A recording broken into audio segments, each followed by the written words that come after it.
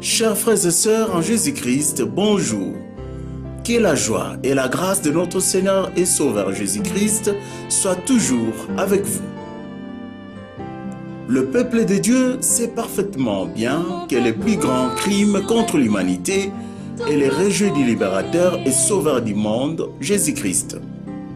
Mais le peuple de Dieu, principalement ses bergers, sait-il que certaines doctrines qu'il enseigne et certains comportements et attitudes qu'il affiche face aux divers problèmes de la vie des hommes empêchent les nations à connaître et à croire en Jésus-Christ et tiennent l'Église bien éloignée de son rôle de lumière du monde? C'est pourquoi le peuple de Dieu a grandement besoin de connaître et de mettre en pratique la science des saints, c'est-à-dire la parole de Dieu appliquée à tous les secteurs de la vie de l'homme. Nous croyons que les émissions qui suivent aideront grandement le peuple de Dieu à changer son comportement. Nous lui demandons donc de bien les écouter attentivement et intégralement. Que Dieu vous bénisse. Dans ma marche pour le ciel, tout peut sombrer. Dans mon parcours sur la terre, tout peut sombrer.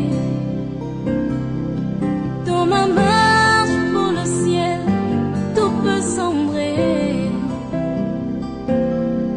Si la peur met des doutes sur ma... Salutations fraternelles à vous tous qui êtes branchés sur nos antennes pour suivre ce nouveau numéro de votre émission Parlons Vrai. Nous sommes très heureux de vous retrouver dans ce nouveau numéro. Aujourd'hui, nous recevons une fois de plus le frère Sébastien Kindidi. Pour rappel, nous réalisons avec lui une série d'émissions autour du thème « Le rôle de l'Église dans le monde », un thème que nous avons éclaté en plusieurs sous-thèmes. J'ose croire que vous avez suivi le numéro précédent. Aujourd'hui, nous allons parler du sous-thème « Que faire quand on découvre les ruses de l'ennemi ?» Si vous avez bonne mémoire, le numéro passé, lors de notre numéro passé, nous avons parlé des ruses, découvrir les ruses du diable. Et aujourd'hui, nous allons parler autour du thème « Que faire lorsqu'on découvre ces ruses du diable ?» Frère Sébastien, bonjour à vous. Bonjour ma soeur. Nous allons continuer avec ce thème aujourd'hui. Que faire quand on découvre les ruses du diable? Merci ma soeur. Je voudrais d'abord que vous me lisiez un verset pour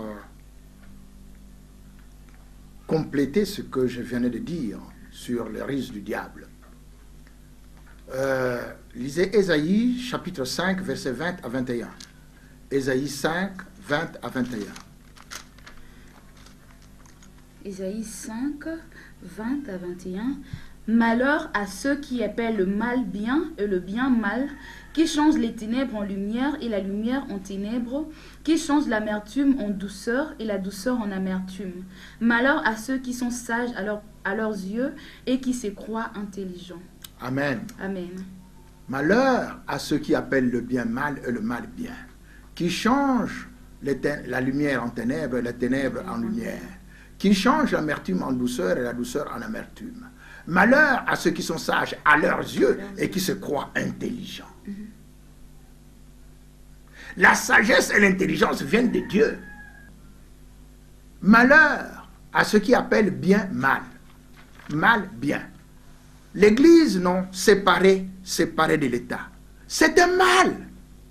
Ils appellent ça bien. La lumière devient ténèbres. Nous sommes la lumière du monde. Non, on ne veut pas, parce que c'est les ténèbres. On veut continuer à marcher dans les ténèbres. Et que c'est le régime politique que le Seigneur viendra instaurer quand il viendra régner sur la terre. Mais ils ne disent rien quant au régime politique que nous devons suivre nous maintenant. Et c'est la démocratie ou c'est la théocratie? Ils ne disent rien. Et des discussions de gens qui passent leur temps à discuter, non, c'est quand le Seigneur viendra, et ceci. Est-ce que nous sommes des démocrates ou des théocrates? C'est-à-dire, est-ce que nous suivons Dieu ou nous suivons le monde, les hommes? La Bible répond très bien. Nous allons lire Matthieu chapitre 21, verset 43. Matthieu 21, 43. Matthieu 21, le verset 43. C'est pourquoi je vous l'ai dit, le royaume de Dieu vous sera enlevé et sera donné à une nation qui en rendra les fruits. Amen. Amen. Le Seigneur s'adresse à Israël. Le royaume de Dieu vous sera enlevé et sera donné à une nation qui en rendra le fruit. Quelle est cette nation? C'est l'Église. Lisez 1 Pierre. 1 Pierre, chapitre 2, du verset 6 au verset 9. 1 Pierre, chapitre 2, du verset 6 au verset 9. 1 Pierre 2, du 6e au 9e verset. Car il est dit dans l'Écriture, « Voici, je mets en Sion une pierre angulaire, choisie, précieuse, et celui qui croit en elle ne sera point confus. L'honneur est donc pour vous qui croyez, mais pour les incrédules, la pierre qu'ont rejetée ceux qui bâtissaient est devenue la principale des l'angle, et une pierre d'achoppement et un rocher de scandale. Ils s'y heurtent pour n'avoir pas cru à la parole, et c'est à cela qu'ils sont destinés. Vous, au contraire, vous êtes une race élue, un sacerdoce royal, une nation sainte, un peuple acquis, afin que vous annonciez les vertus de celui qui vous a appelé des ténèbres à son admirable lumière. Vous qui autrefois n'étiez pas un peuple et qui maintenant êtes le peuple de Dieu, vous qui n'aviez pas obtenu miséricorde et qui maintenant avez obtenu miséricorde. Amen. Amen. Oh!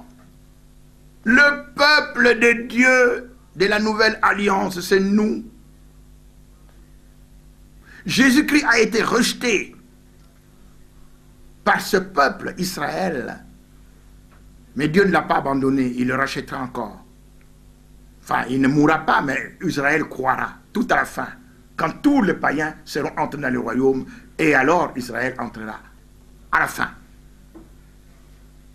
Jésus-Christ, c'est la pierre angulaire. Lisez, ma soeur, parce que nous devons être fondés sur les Écritures et non pas sur des philosophies. Actes chapitre 4, versets 11 à 12.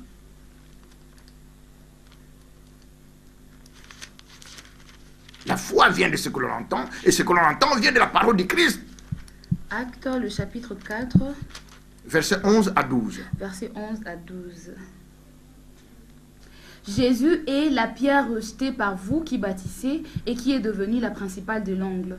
Il n'y a de salut en aucun autre nom, car il n'y a sous le ciel aucun autre nom qui ait été donné parmi les hommes par lequel nous devions être sauvés. Amen. Amen. Jésus-Christ, c'est la pierre angulaire, c'est le fondement. Et quand vous rejetez cette pierre, vous allez vous retrouver devant des problèmes.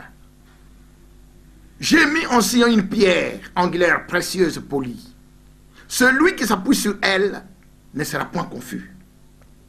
L'honneur est donc pour nous qui croyons. Mais pour les incrédules, pour ceux qui ont Jésus-Christ, qui ont rejeté Jésus-Christ, cette pierre qui a été rejetée devient une montagne. Un rocher de scandale. Ils vont se heurter continuellement contre cette pierre parce qu'ils n'ont pas cru à la parole. C'est à cela qu'ils sont destinés. Donc ce sont les échecs. Vous voulez bâtir une Europe unie, unité européenne, sans Jésus-Christ, ça ne réussira pas. Union africaine, sans Jésus-Christ, il n'y en a pas. Le seul unificateur s'appelle Jésus-Christ. Celui qui n'est pas avec moi est contre moi. Et celui qui n'assemble pas avec moi disperse. Matthieu 12, 30. Vous voulez bâtir une économie riche avec Jésus-Christ. D'abord Jésus-Christ, le fondement, la pierre angulaire.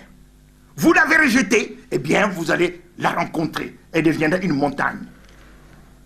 Et vous ne pouvez pas vous en sortir. Mais nous, au contraire, nous sommes une nation sainte, un sacerdoce royal, un peuple élu. Pourquoi? Pour annoncer les vertus de celui qui nous a fait sortir des ténèbres à son admirable lumière. C'était Jésus-Christ. C'est pour annoncer Jésus-Christ. Et lorsque nous cherchons la richesse, parce qu'elle est là, Dieu nous l'a donnée, il faut connaître ses voies. C'est pour annoncer les vertus de Jésus-Christ qui doit venir régner. C'est ça. Et nous régnons avec lui éternellement. D'éternité en éternité. Ma sœur, lisez Daniel. Daniel chapitre 7, du verset 18 à la fin. Daniel chapitre 7, du verset 18 à 2.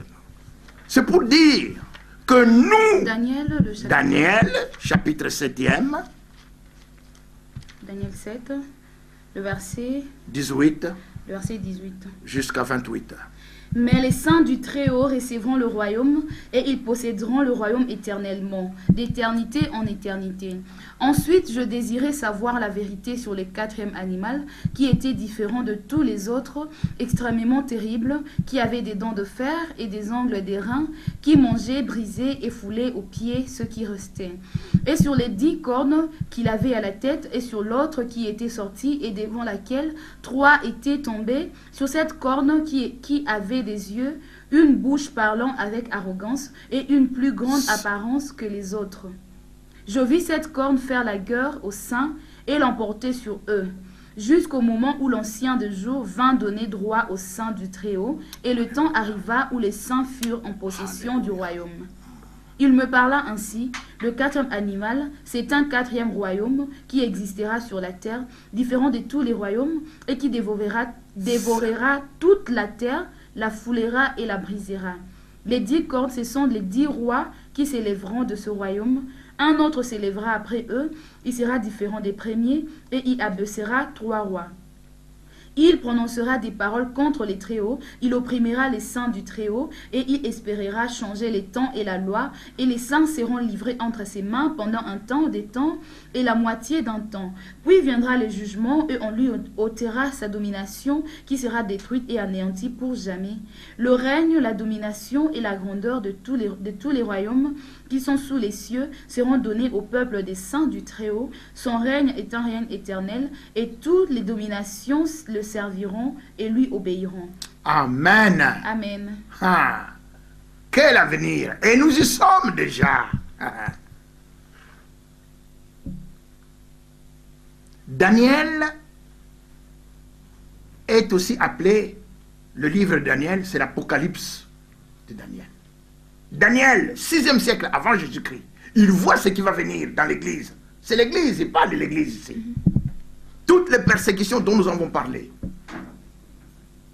où l'Antichrist ou le diable a failli, mais c'était bien dans le plan de Dieu, l'emporter. On a détruit des églises, on a brûlé, on a persécuté les chrétiens. Il a failli la remporter, la petite corne. Le temps viendra où le Seigneur donne le droit au peuple du Saint du Très-Haut. Et le moment viendra où le peuple du Saint du Très-Haut dominera la terre. Tous les royaumes qui sont sous les cieux seront sous la domination de Jésus-Christ, avec des ministres, avec des gouverneurs, avec des présidents, ou je ne sais quoi qui, comment on les appellera, mais c'est eux qui vont dominer, c'est nous qui allons dominer la terre.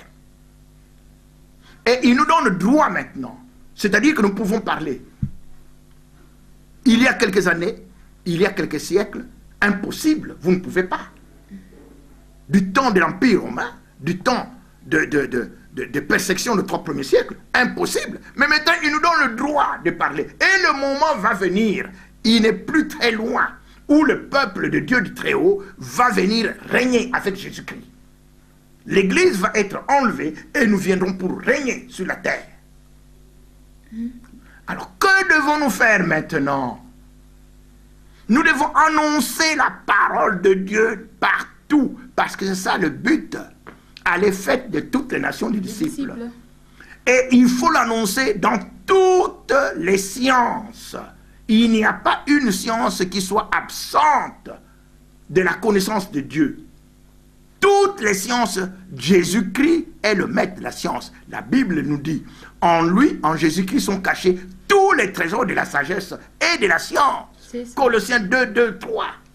Et donc, c'est lui, Jésus-Christ, qui nous donne par l'Esprit de Dieu, par son Esprit, la connaissance de la science des saints. Et nous devons annoncer cela sur toute la terre. Nous avons besoin des richesses, et Dieu nous les donne, mais à condition que nous mettions en pratique sa parole. Et qu'est-ce que nous devons faire pour cela? Deux choses. Un, sortir du milieu d'eux.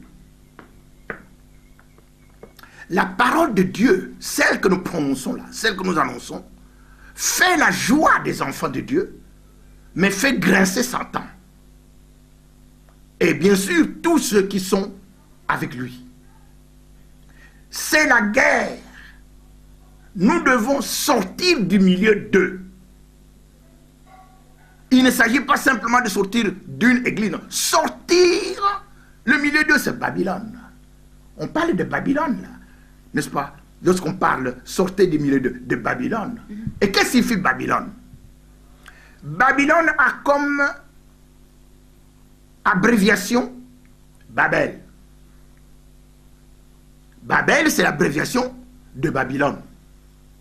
Qu'est-ce qui s'est passé à Babel, à Babylone? Babel, c'est le nom d'une tour qui allait être construite par le fils de Noé.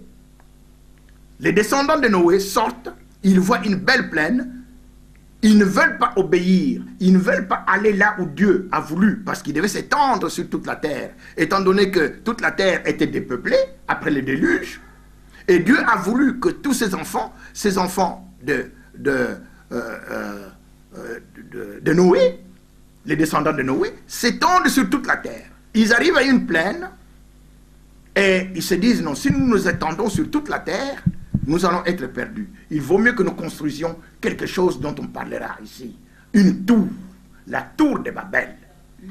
Ils construisent cette tour de Babel. À l'époque, tout le monde parlait le même langage, tous se comprenaient. Mais, quand le Seigneur est venu voir cette tour-là, il dit, tiens, ces gens-là commencent, ils construisent une tour, ils ne veulent pas obéir à ce que je leur ai dit de s'étendre sur toute la terre. Il vient, il confond leur langage. Babel signifie confusion. C'est ça que nous dit la Bible, n'est-ce pas? Et leurs langages sont confondus. Nous pouvons lire dans le verset 9, 8 à 9, mais nous n'avons pas beaucoup de temps parce que nous avons encore beaucoup de choses à expliquer. Vous pouvez lire Genèse chapitre 11e.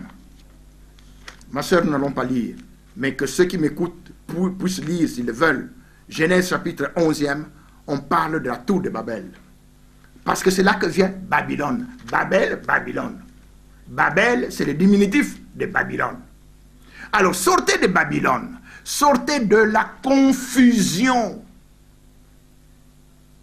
Cette confusion existe dans toutes les églises. Et nous venons de le démontrer. Confusion. Rendez à César ce qu'ils ont. Fausse interprétation de la parole de Dieu. Mais à des niveaux différents. Il y en a qui sont plus enfoncés que d'autres. Mais tous, ils sont dans Babylone. Il faut que nous en sortions. Sortez de Babylone. De Babel, de la confusion. Nous ne pouvons pas être confondus avec le monde. Voilà ce que Dieu veut. Satan vient faire la confusion, le mélange du bien et du mal. Nous avons vu cela. Mélange du bien et du mal de manière à ce qu'on ne puisse pas distinguer le bien du mal. Mais la lumière, la parole de Dieu vient, l'Esprit de Dieu vient nous éclairer que ça c'est bien, ça c'est mal. Ça nous ne pouvons pas le faire, ça nous pouvons le faire. Et nous devons donc sortir de la confusion pour que nous devenions lumière. Que nous jouions notre rôle. Que faut-il faire? Sortez du milieu d'eux. Séparez-vous. Lisons, ma soeur, lisons. 2 Corinthiens chapitre 6, verset 14 à 18. 2 Corinthiens 6, 14 à 18. C'est important, sortir du milieu d'eux, du milieu des païens, du milieu des partis politiques, du milieu des religions. 2 Corinthiens 6, 14 à 18. Ne vous mettez pas avec les infidèles sous un joug étranger, car quel rapport y a-t-il entre la justice et l'iniquité? Ou qu'y a-t-il de commun entre la lumière et les ténèbres? Quel accord y a-t-il entre Christ et Bélial? Ou quelle part a le fidèle avec l'infidèle? Quel rapport y a-t-il entre le temple de Dieu et les idoles? Car nous sommes le temple du Dieu vivant, comme Dieu l'a dit. J'habiterai et je marcherai au milieu d'eux. Je serai leur Dieu et ils seront mon peuple. C'est pourquoi sortez du milieu d'eux et séparez-vous, dit le Seigneur. Ne touchez pas à ce qui est impur et je vous accueillerai. Je serai pour vous un père et vous serez pour moi des fils et des filles, dit le Seigneur Tout-Puissant. Amen. Amen. Sortez du... Nous n'avons pas de rapport, ni rien de commun. Rien de commun entre les ténèbres et la lumière. Rien de commun entre la justice et l'iniquité. Aucun rapport entre Christ et Satan. Il n'y a pas d'accord, il n'y en a pas. Aucun accord, aucun rapport entre les temples de Dieu. Nous sommes les temples de Dieu. Nous avons l'Esprit de Dieu en nous. C'est nous qui sommes les temples de Dieu. Les temples de Dieu, ce n'est pas le bâtiment, c'est nous. Oui. Alors, il n'y a pas d'accord entre les temples de Dieu et les temples des idoles. Eux, ils ont des idoles d'hommes, des idoles de métal, des idoles de quoi que ce soit. Mais nous sommes les temples de Dieu. Il n'y a rien de commun, rien. Séparez-vous, sortez du milieu d'eux, séparez-vous. La Bible nous dit, eux, ils sont du monde, ils parlent selon le monde et le monde les écoute. Nous sommes des dieux. Ceux qui sont des dieux nous écoutent. Ceux qui ne sont pas des dieux ne nous écoutent pas. Ainsi, nous comprenons qu'il y a l'esprit du monde et il y a l'esprit de Dieu. Séparés. La Bible nous dit, ce que je viens de citer ici, nous, eux, ils sont du monde, etc. C'est 1 Jean, chapitre 4, du verset 5 à 6. 1 Jean 4, 5 à 6. Et dans le psaume 73, il est dit au verset 15, psaume 73, 73, si je parlais comme eux, voici, je trahirai la race de ton peuple. Tu n'as plus à parler comme eux. Ta manière de parler est différente. Il n'y a pas de différence pour un enfant de Dieu entre un meeting politique et une campagne d'évangélisation. Il n'y en a pas. Est-ce que c'est bien clair? Bien entendu. Et donc, il n'y a pas à se confondre avec eux. Ceux qui sont pour Christ d'un côté. Nous devons pouvoir trouver dans chaque pays où il y a des chrétiens 2 groupes. Un groupe, ceux qui sont en Christ, un autre groupe, ceux qui ne croient pas et qui ne veulent pas de Christ. Voilà ce que Dieu veut. Christ, c'est la lumière, ce qui fait la différence. Alors maintenant, vous sortez du milieu d'eux, cessez de parler comme vous avez toujours parlé, l'église est au milieu du village, l'église séparation. Cessez cela, abandonnez les mauvaises voies. C'est une mauvaise voie. Et donc le rôle principal maintenant revient à ceux qui prêchent la parole de Dieu. C'est eux qui doivent rassembler le peuple de Dieu. Et ils doivent parler de la part de Dieu pour que leurs enfants, pour que leurs brebis soient un. Notre Dieu veut que tous ces brebis soient un. Exactement. Pas soient unis. Et ce n'est pas une union partielle, non, une union parfaite. Lisez Jean, chapitre 17, verset 20 à 23. Jean, chapitre 17, verset 20 à 23. Jean 17, 20 à 23. Ce n'est pas pour eux seulement que je prie, mais encore pour ceux qui croiront en moi par leur parole, afin que tous soient un, comme toi, Père, tu es en moi, et comme je suis en toi, afin qu'eux aussi soient un en nous, pour que le monde croie que tu m'as envoyé. Amen. Je leur ai donné la gloire que tu m'as donnée, afin qu'ils soient un comme nous sommes un. Amen. Moi en eux et toi en moi, afin qu'ils soient parfaitement un, et que le monde connaisse que tu m'as envoyé et que tu les as aimés comme tu m'as aimé. Amen. Est-ce que nous comprenons cela, prédicateurs de la parole de Dieu? Allez là où vous voulez. Ou bien simplement vous vous taisez, vous ne dites rien. Mais ça signifie allez là où vous voulez. Mais où est les rassembleurs? Mais c'est vous. Malheur aux bergers indignes qui égare mon peuple, qui abandonne mon peuple. Soyez un. Nous lisons encore 1 Corinthiens chapitre 1, verset 10. 1 Corinthiens 1, 10. 1 Corinthiens 1, le verset 10, la Bible nous dit « Je vous exhorte, frères, par le nom de notre Seigneur Jésus-Christ, à tenir tous un même langage et à ne point avoir de divisions parmi vous, mais à être parfaitement unis dans un même esprit et dans un même sentiment. » Amen. Amen. Parfaitement unis dans un même esprit, même sentiment, même langage, qu'il n'y ait pas de division.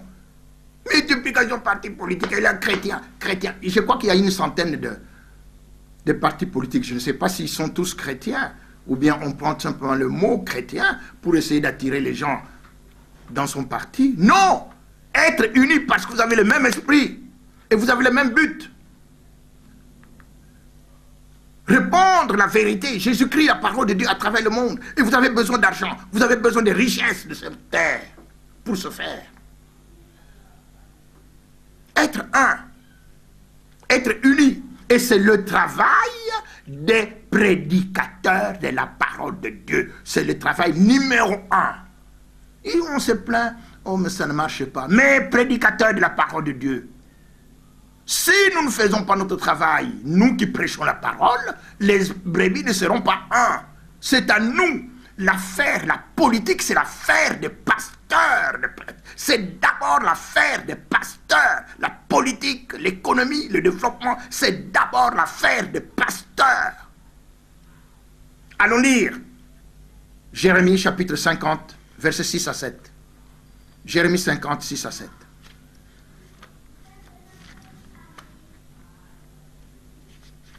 Jérémie, le chapitre 50, 6 à 7.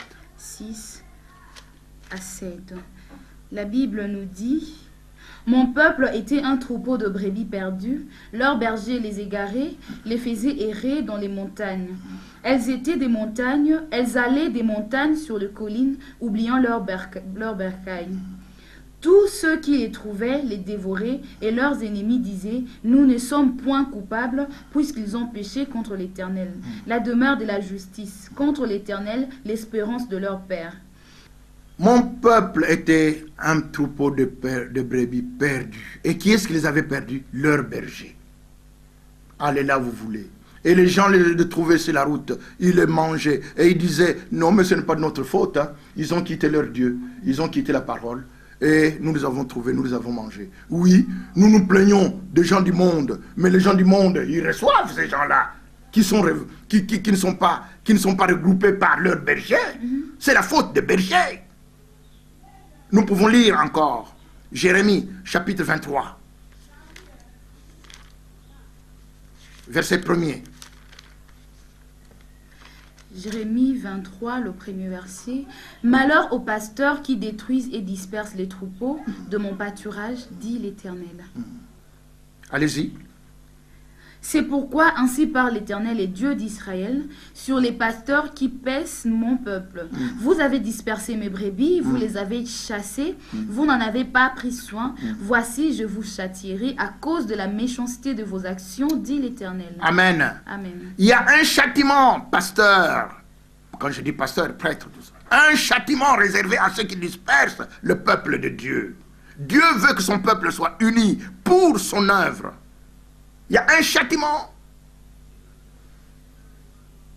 Il faut que nous fassions bien attention à cela. Nous pouvons lire encore. Zacharie chapitre 2. Excusez-moi. Malachie. Malachie chapitre 2. Malachie chapitre 2. Malachie, le chapitre 2. Verset 7 à 9. Le verset 7 à 9. « Car les lèvres du sacrificateur doivent garder la science, et c'est à sa bouche qu'on demande la loi, parce qu'il est un envoyé de l'Éternel des armées. Mais vous êtes écartés de la voie, vous avez fait de la loi une occasion de chute pour plusieurs. Vous avez violé l'alliance de Lévi, dit l'Éternel des armées.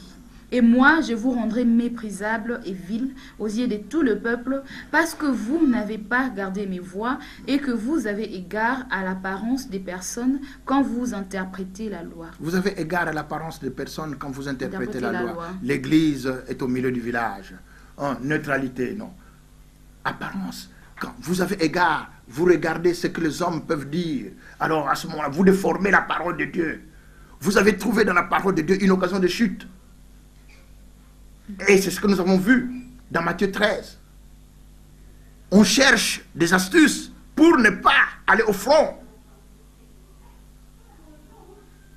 Dieu veut, et nous le surlignons, c'est la parole de Dieu qui le dit, que sa parole se répande partout. Mais il faut que pour que cette parole se répande partout, qu'il y ait des envoyés, des gens qui sont envoyés.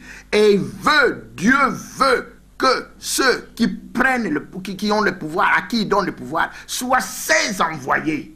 Comme le Père m'a envoyé, moi aussi, je vous envoie. Pourquoi? Mais pour répondre à la parole de Dieu, la Bible nous dit, quiconque invoque le nom du Seigneur sera sauvé. Mais comment invoqueront-ils le nom de celui en qui ils n'ont pas cru? Comment croiront-ils en celui dont ils n'ont pas entendu parler?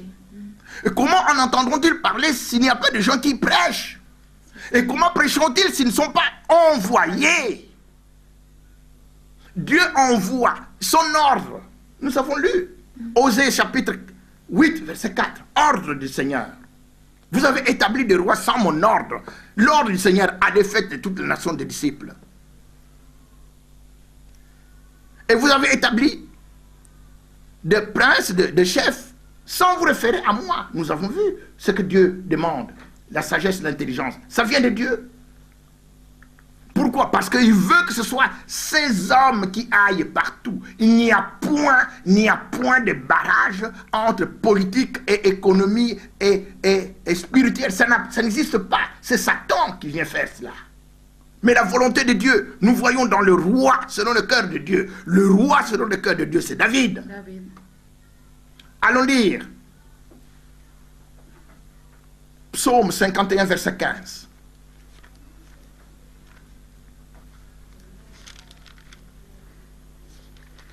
Psaume 51, le verset 15. La Bible nous dit « J'enseignerai tes voies à ceux qui les transgressent, et les pécheurs reviendront à toi. » Amen. Amen. Le roi, c'est un gagneur d'âme. Le président de la République, c'est un gagneur d'âme. Les ministres sont des gagneurs d'âme. Les parlementaires, tous, ce sont des gagneurs d'âme. C'est la voie que le Seigneur nous donne. Il envoie des gens pour la parole. C'est pour gagner les âmes des gens. Dieu, sa volonté, c'est que tous les hommes soient sauvés et parviennent à la connaissance de la vérité. C'est ce que nous avons essayé pendant ces quelques temps à démontrer. La vérité, c'est Jésus-Christ. Et c'est quand vous entrez dans la vérité, quand vous êtes en Jésus-Christ, que vous allez connaître la science, que vous allez connaître la politique, que vous allez connaître l'économie, que vous allez connaître tout. Et c'est comme cela que Dieu veut. Et non pas faire l'inverse. Vous enrichir, et puis vous endurcissez votre cœur, parce que vous comptez sur votre richesse, vos richesses matérielles, et il n'y a plus de pénétration pour la parole de Dieu. Dieu veut l'inverse, que nous soyons d'abord pauvres. Heureux les pauvres en esprit. Vous pouvez être pauvre, vous pouvez être riche matériellement, mais parce que vous acceptez la parole de Dieu, vous devenez pauvre en esprit.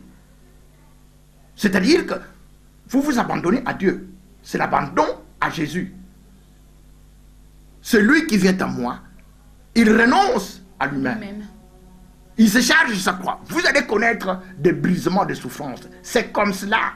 La croix ne signifie pas aller fabriquer une croix et commencer à la porter. Non, vous allez rencontrer dans votre vie de chrétien des brisements. Des tribulations. Les tribulations, voilà. Vous allez les connaître. Mais Dieu aussi vous enrichit. Ah oui. C'est cela la voie de Dieu. Alors, que faut-il faire? Vous comprenez bien aimés, que le problème, c'est d'abord, mes frères, les serviteurs de Dieu, pasteurs, et donc prêtres,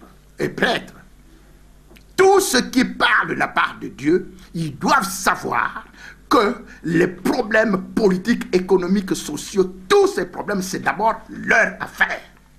Et que Dieu veut qu'ils regroupent tous ces enfants pour ne pas être dispersés par les philosophies du monde. Nous n'enseignons pas un parti politique. Vous savez les partis politiques, tous les partis politiques du monde, ils cherchent quoi? La richesse, la gloire, le pouvoir, la puissance, la justice, tous. Mais tous toutes ces choses appartiennent à Dieu. Exactement.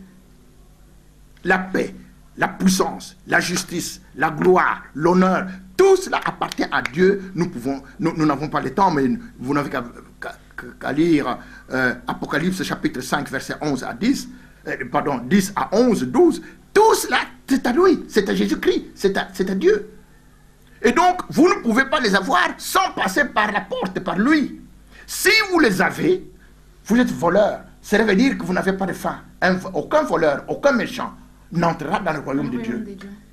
Aucun. Et donc, vous devez comprendre maintenant qu'il faut les quitter. Parce que beaucoup ne comprendront pas que la démocratie, pour ne citer que ça, et c'est très important parce que c'est ça qui enveloppe tout le monde. La démocratie ne vient pas de Dieu. Et les enfants de Dieu doivent connaître le chemin. C'est quoi? Être parfaitement unis. Alors, qu'est-ce qu'ils vont être? Ce sont les pasteurs et les églises qui doivent découvrir ceux qui ont reçu de Dieu la mission de conduire le peuple dans le domaine politique, économique et social. C'est eux qui doivent le découvrir. Personne ne doit faire sa propagande personnelle. Et quand ils vont le découvrir, dans la prière, dans une concertation générale, parce qu'au niveau de chaque circonscription, il y a des circonscriptions électorales. Mais il faut que cette union se fasse au niveau de chaque circonscription, au niveau municipal, au niveau provincial, au niveau national, à tous les échelons. Organisation. Est-ce que tous les chefs religieux, tous les pasteurs comprennent ça? C'est une organisation. La Bible nous dit, les enfants de ce siècle sont plus avisés à l'égard de leurs semblables que ne le sont les enfants de lumière. C'est un regret pour le Seigneur. Il voit que les enfants de lumière de ce siècle, les païens, sont organisés. Et les enfants de lumière ne le sont pas. Les enfants de ce siècle. Vous voyez, pour élire un président de la République, lorsque vous avez un parti politique, nous avons dit que les partis politiques, ils cherchent ce qui appartient à Dieu. Mais ils ne connaissent pas la voie pour les atteindre. La voie, c'est Jésus. À ce moment-là, ils auront la gloire, la richesse, la joie, la paix de façon éternelle. C'est là la voie. Et non pas commencer à les chercher par vous-même. Sinon, vous êtes un voleur. Vous passez par une autre voie. Vous n'entrez pas par la voie qui est Jésus-Christ.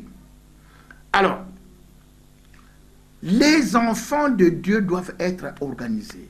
La propagande électorale individuelle doit être bannie. Mais cela veut dire que c'est l'Église qui prend l'affaire en main. Même la publicité individuelle, le paiement de tous les frais liés aux élections, la propagande, là, c'est l'Église qui doit le faire. Il faut s'organiser. Il y a des gens qui ont beaucoup de capacités, mais qui n'ont pas les moyens. Et donc, par conséquent, ils sont éliminés par les hommes du monde. Mais si l'Église s'organise à chaque niveau, et que les enfants de Dieu, on les connaît, ceux qui ont les capacités, ceux qui ont reçu la mission, ceux qui ont les dons que Dieu donne pour. Ce sont des dons de gouvernement. C'est la Bible qui nous le dit. 1 Corinthiens chapitre 12, verset 28.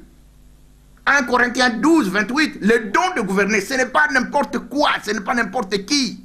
Il faut avoir les dons en question. Ce ne sont pas des gens qu'on va ramasser simplement parce qu'on est chrétien, tous doivent savoir que ceux qui doivent faire la politique, comme ceux qui doivent arriver à des fonctions élevées dans n'importe où, dans n'importe quelle société, ils doivent être les meilleurs. Merci frère Sébastien. Nous nous acheminons vers la fin de cette émission. Mais avant de nous séparer, vous pouvez conclure ce message. Merci bien ma sœur. Je vais rapidement conclure en disant ceci.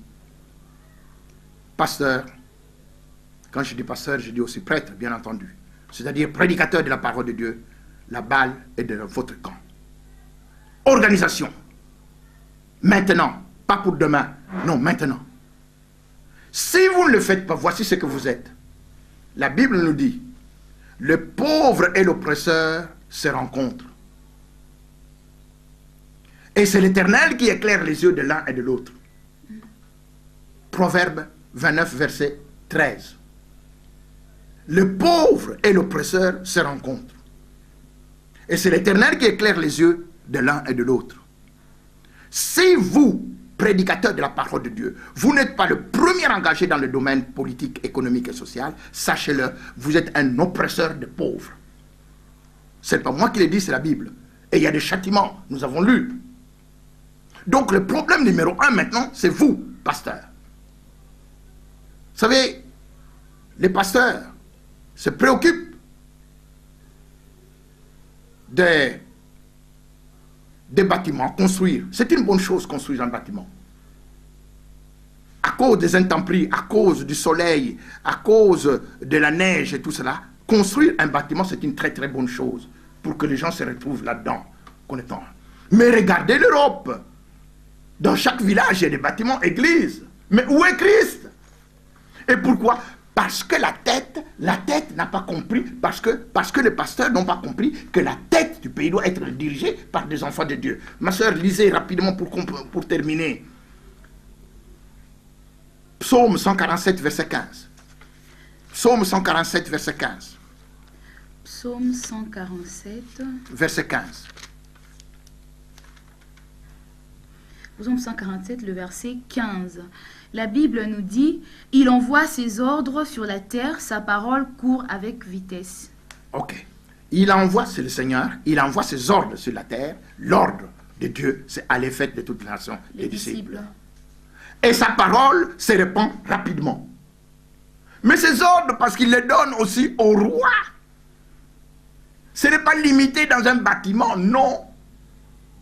J'enseignerai tes voies à ceux qui les transgressent. Et les pécheurs viendront à toi. C'est David, roi. Et il dit, vous avez établi des rois sans mon ordre. L'ordre, c'est prêcher la parole de Dieu.